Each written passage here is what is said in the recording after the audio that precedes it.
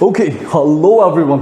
Namaskar. So welcome back to Gurukul Sprint once again, and today we will be starting vectors. All right, for 11th standard. Now, before starting vectors, I'm assuming that you know a little bit about vectors and scalar. ये सारा चीज़ें मिल चुका है, right? School में 9th और 10th standard में थोड़ा बहुत इसके बारे में तुम लोगों ने डिस्कस किया होगा. फिर भी हम क्या करेंगे, हम यहीं से शुरू करेंगे कि वेक्टर्स और स्केलर्स एक दूसरे के साथ कैसे अलग है, ठीक है ना? हाउ आर दे डिफरेंट, ठीक है? इससे पहले शायद तुम्हें कुशल सर ने फिजिकल क्वांटिटीज़ के बारे में पढ़ाया था, है कि नहीं? यूनिट्स एंड डायमेंशन में पढ़ाया होगा, राइट? तो पहले ये समझते हैं कि फिजिकल क्वांटिटीज़ क्या था. थोड़ा सा रिकैप में चले जाओ. फिजिकल क्वांटिटीज़ क्या था?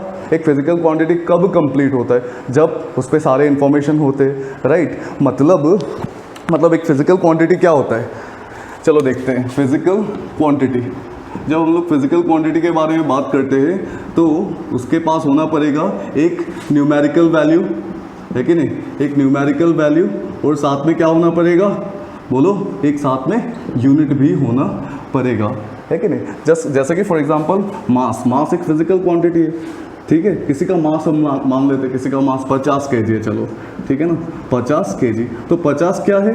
50 मैग्नीट्यूड हो गया, कि और kg क्या है? उसका यूनिट हो गया, right? That is how a physical quantity is described, है कि नहीं? 50 kg, राइट? ठीक है. अगर 50 बोलता, सिर्फ 50 बोलता तो समझ में आता क्या 50 बोल रहे, 50 रुपए बोल रहे, 50 क्या बोल रहे, मतलब नहीं समझ में आ रहा है, राइट? तो दैट इज वाई इंफॉर्मेशन कब कंप्लीट हुआ? जब हमारे पास एक यूनिट आया, तब जाके ये 50 का कुछ वैल्यू हमें 50 का सिग्निफिकेंस पता चला, राइट? ठीक है. तो that is how we understand a physical quantity, ठीक है? लेकिन कभी कभार क्या होता है, सिर्फ न्यूमेरिकल वैल्यू और यूनिट से हमें पूरा इंफॉर्मेशन नहीं मिलता है, ठीक है ना? सिर्फ न्यूमेरिकल वैल्यू और यूनिट से पूरा इंफॉर्मेशन नहीं मिलता है, ठीक है? तब ये क्वांटिटीज क्लासीफाई होते हैं अलग अलग टाइप में, ठीक है ना? तब एक स्केलर क्वांटिटी बन जाता है, दूसरा वेक्टर क्वांटिटी बन जाता है, ठीक है? अब ये दोनों कैसे एक दूसरे के साथ अलग है, ये वीडियो में हम लोग यही देखेंगे, ठीक है ना? कैसे अलग है, मतलब स्केलर क्वांटिटी अभी अगर हम लोग बात करेंगे तो स्केलर क्वांटिटी में न्यूमेरिकल वैल्यू और यूनिट अगर दिया है, ठीक है, तो वो इन्फॉर्मेशन काफ़ी है. वैसे टाइप के एक फिजिकल क्वांटिटी को अपन स्केलर क्वांटिटी बोलेंगे. जैसे कि आज का टेम्परेचर 37 डिग्री सेल्सियस सपोज मान लेते हैं, ठीक है ना? 37 डिग्री सेल्सियस काफ़ी है, इनफ है, ठीक है ना? इतना इन्फॉर्मेशन पता चल गया टेम्परेचर कितना है, ठीक है? उसका क्या है, मैग्नीट्यूड भी है और एक यूनिट भी है, ठीक है? लेकिन अगर अगर मैं बोलता हूँ कि that ball is moving at a speed of 5 metre per second, ठीक है ना? बॉल मूव कर रहा है 5 मीटर पर सेकंड, चलो ये तो पता चल गया. किस डायरेक्शन में मूव कर रहा है? नॉर्थ में मूव कर रहा है, साउथ में मूव कर रहा है, राइट? ईस्ट में मूव कर रहा है, वेस्ट में मूव कर रहा है, पता नहीं चल रहा है, इजंट इट? सो कुछ क्वांटिटीज़ के केस में हमें पता नहीं चलता है इतने इन्फॉर्मेशन से, सिर्फ और सिर्फ न्यूमेरिकल वैल्यू और यूनिट से हमें कुछ इन्फॉर्मेशन, कुछ क्वांटिटीज़ के बारे में कंप्लीटली पता नहीं चलता है. So that is why we will be differentiating both of it. Vectors कैसे अलग है स्केलर से, तो चलो देखते हैं हाउ आर दे डिफरेंट, ठीक है? चलो let's begin. Okay, vectors and scalars, this is one of the most important thing that you will have to study in 11th standard. Not just in 11th standard, vectors तुम्हें 12th में भी मिलेगा, ठीक है? JEE में भी मिलेगा, NEET में भी मिलेगा, ठीक है ना? तो चलो देखते हैं how are they different, how difference between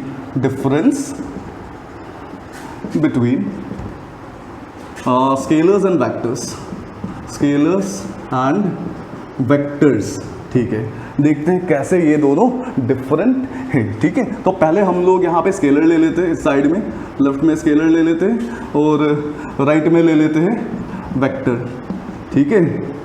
अभी हमने फिजिकल क्वांटिटी देखा था, उसमें हमने देखा स्केलर के पास एक मैग्नीट्यूड होता है, एक value, it has a magnitude. देखो कोई भी फिजिकल क्वांटिटी होगा तो उसमें मैग्नीट्यूड तो होना ही है, ठीक है ना? स्केलर हो वेक्टर हो, है तो फिजिकल क्वांटिटी, राइट? तो इससे क्या पता चलता है, उनके पास एक मैग्नीट्यूड होगा. मैग्नीट्यूड का मतलब क्या है, वैल्यू, ठीक है? तो वेक्टर में भी हम लोग क्या लिखेंगे, इट ऑल्सो हैज मैग्नीट्यूड.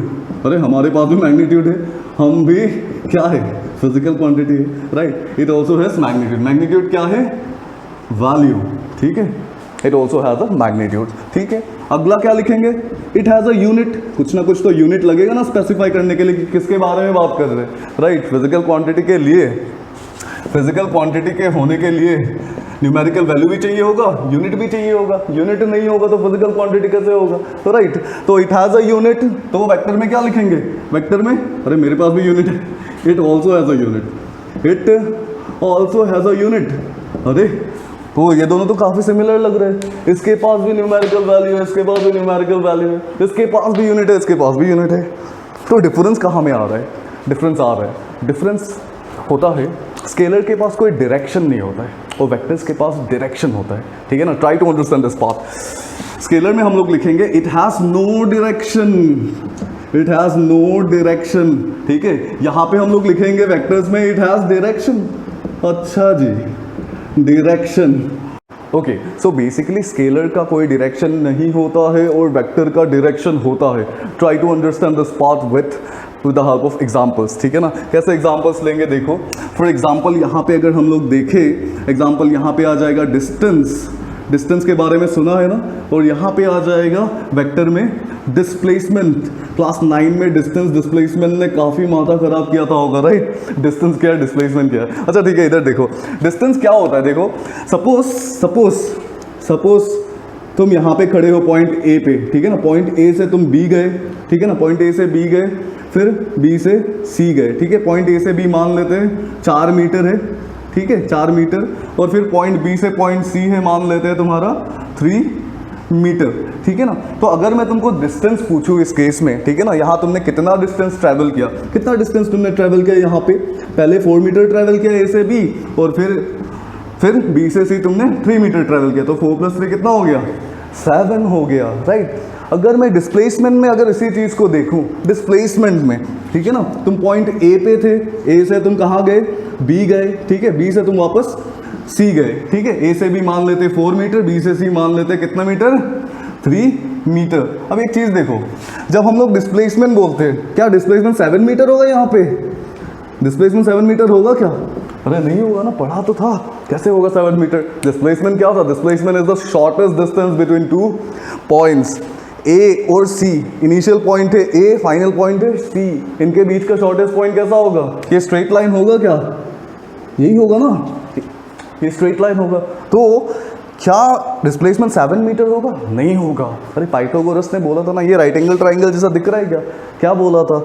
ये हाइपोटेन्यूज का स्क्वायर इक्वल टू इसका स्क्वायर प्लस इसका स्क्वायर, बोला था ना? मतलब AC का square is equal to AB का स्क्वायर प्लस इसका BC का स्क्वायर। हाँ, आंसर क्या आएगा? 5 आएगा। पता है, फिर भी करके देख लेते हैं, राइट? क्या होगा? AB का स्क्वायर क्या होगा?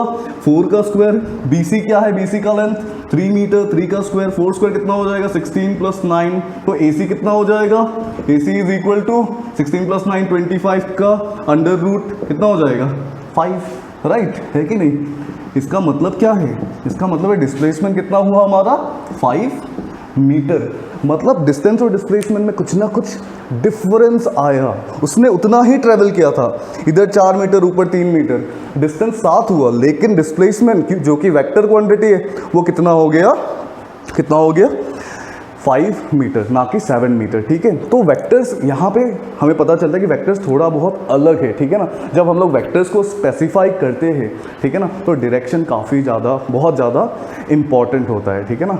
तो स्केलर क्वांटिटी के पास डायरेक्शन नहीं होता है एंड वेक्टर के पास डायरेक्शन होता है। इसके और भी एग्जाम्पल है, जैसे कि डिस्टेंस हो गया, मास हो गया, स्पीड हो गया, ठीक है ना, एसेट्रा। ये सारे हो गए तुम्हारे स्केलर क्वांटिटीज, ठीक है? और वेक्टर क्वांटिटीज में अगर हम लोग देखें, डिस्प्लेसमेंट हमने देख लिया है, ठीक है? इसके बाद देख सकते हैं हम लोग फोर्स देख सकते हैं, एक्सेलरेशन देख सकते हैं, ठीक है ना? ये सारा हो गया तुम्हारा वेक्टर क्वांटिटी, जिसको अगर हम बोलने जाए तो हमें डायरेक्शन स्पेसिफाई करना पड़ेगा। अगर तुम डायरेक्शन बताओगे नहीं तो ये वाला क्वांटिटी का इन्फॉर्मेशन पूरा होगा नहीं। जब तुम्हें वेक्टर क्वांटिटी बोलना है तो विथ डायरेक्शन बोलना पड़ेगा, तभी ये क्वांटिटी का कंप्लीट इन्फॉर्मेशन तुम दे सकते हो, ठीक है? नाउ ये सारा चीज़ तुमने पहले पढ़ लिया है। Apart from this 11th standard में और भी कुछ तुम्हें जानना है। देखो, ये जानना है कि वेक्टर क्वांटिटी के पास मैग्नीट्यूड है, ठीक है, यूनिट है, ठीक है, डायरेक्शन है, ठीक है, ठीक है, ठीक है, लेकिन इससे ये वेक्टर क्वांटिटी बन नहीं जाता है, ठीक है ना? इसके अलावा भी इसे कुछ करना होता है, इसको साबित करना होता है कि मैं वेक्टर क्वांटिटी हूँ, ठीक है ना? अब ये क्या है भाई? ठीक है। अब इसको कैसे प्रूफ करेंगे, मतलब इसके पास मैग्नीट्यूड है, यूनिट है, इसके पास डायरेक्शन नहीं है तो स्केलर बन गया, चलो ठीक है, ये स्केलर है, डायरेक्शन भी नहीं है ना, ठीक है फाइन। यहाँ पे वेक्टर के केस में इसे और एक चीज़ इसे सेटिस्फाई करना होता है, और एक कंडीशन सेटिस्फाई करना होता है। नीचे तक बोर्ड आ रहा है कि नहीं, let me check it once. नीचे तक बोर्ड आ रहा है, ओके ठीक है। यहाँ पे देखो number D, it will have to obey, ऐसा क्वांटिटी को it will have to obey vectors law of addition, vectors law of addition.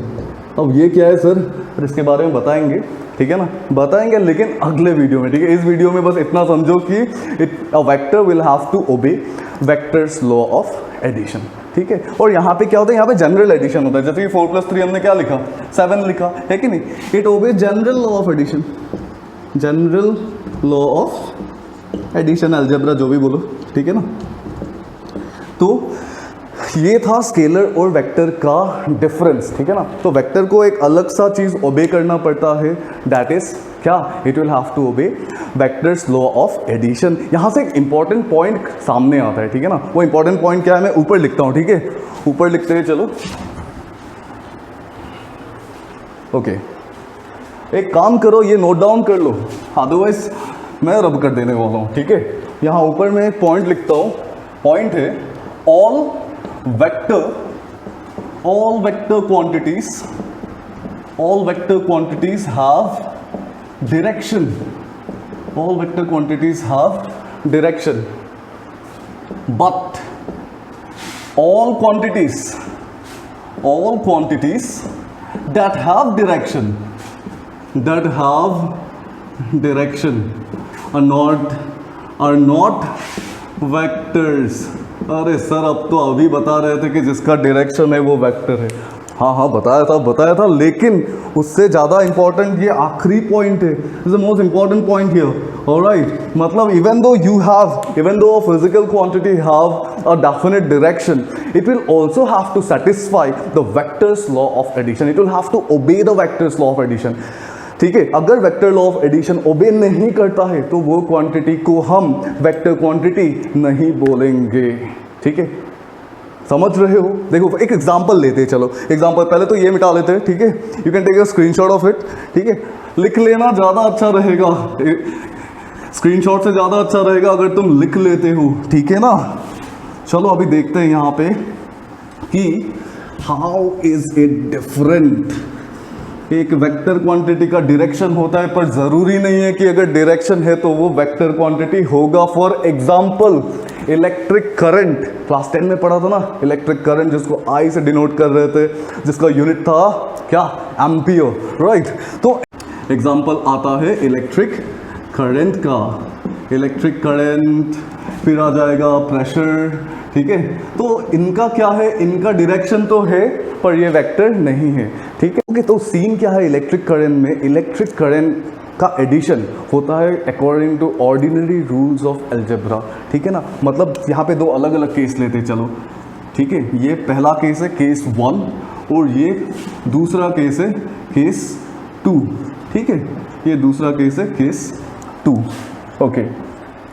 इन दोनों स्ट्रक्चर्स में कुछ डिफरेंट है, क्या डिफरेंट है देखना हो तो, यहाँ से 4 एम्पियर करंट जा रहा है, यहाँ से 3 एम्पियर, यहाँ से 4 एम्पियर, यहाँ से 3 एम्पियर। डिफरेंस क्या है, क्या है इन दोनों के बीच का एंगल, शायद है कि नहीं, इन दोनों के बीच का एंगल। यहाँ पे अगर थीटा है मान लेते हैं तो यहाँ पे ये एंगल बड़ा हो रहा है, मान लेते हैं 2 थीटा है, ठीक है। तो यहाँ पे हमें कितना करंट मिलेगा, 4 + 3 7 एम्पियर, यहाँ पे भी 4 + 3 7 एम्पियर करंट ही मिलेगा, ठीक है ना। ऑर्डिनरी रूल्स, ठीक है ना, ऑर्डिनरी वे में ही दोनों चीज़ें ऐड हो गया, दोनों करंट ऐड हो गया, 4 और 3 ऐड होके हमें यहाँ पे क्या मिल रहा है, 7 एम्पियर मिल रहा है, वहाँ पे भी हमें 7 एम्पियर ही मिलेगा।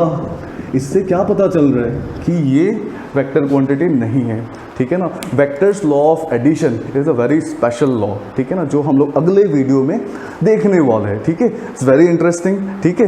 एंड यहाँ से ये पता चल रहा है कि इलेक्ट्रिक करंट वेक्टर क्वांटिटी तो बिल्कुल नहीं है, ये कोई और क्वांटिटी है, स्केलर तो नहीं है, स्केलर होने से इसका डायरेक्शन भी नहीं होना था, इनका डायरेक्शन तो है। दैट मीन्स ये क्वांटिटी क्या हो जाएगा, इसका एक अलग सा नाम है, इसको बोला जाता है टेंसर क्वांटिटी, टेंसर क्वांटिटी, ठीक है, नहीं पढ़ना है टेंसर क्वांटिटी, बस ऐसे इन्फॉर्मेशन के लिए बोल रहा हूँ, ठीक है, 11-12 में नहीं है, ठीक है, but you should understand that electric current और प्रेशर ये सारे क्वांटिटीज वेक्टर और स्केलर में नहीं आ रहे, कहाँ में आ रहे हैं, टेंसर क्वांटिटी में आ रहे हैं. So this is it for today.